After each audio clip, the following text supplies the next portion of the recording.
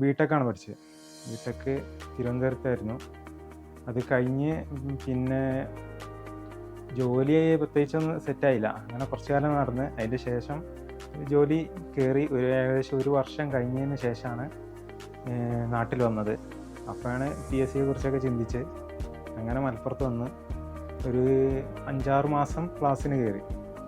ശേഷം കൊറോണ വന്ന് നിർത്തി.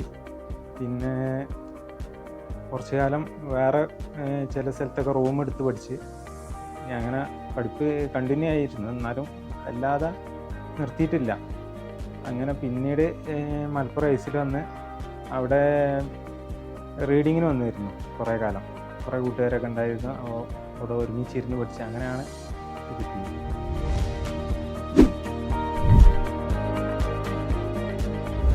അതായത് പ്രൈവറ്റ് ജോബ് സ്ഥിരതല്ല എന്ന് ഉറപ്പിച്ച് അതുകൊണ്ടാണ് പിന്നെ നാട്ടിൽ വന്നത്. നാട്ടിൽ വന്നിട്ടും പെട്ടെന്നൊന്നും ഒരു ഗവൺമെൻറ് ജോബ് കിട്ടില്ല എന്ന് മനസ്സിലായപ്പോൾ ഗൾഫിൽ പോകാൻ നോക്കി. അതും റെഡി ആകുന്നപ്പോൾ ഈ PSCക്ക് വേണ്ടി പഠിക്കാൻ വേണ്ടി ഇറങ്ങി. അതായത് PSC പഠനം എങ്ങനെയാണെന്ന് എനിക്കറിയില്ലായിരുന്നു.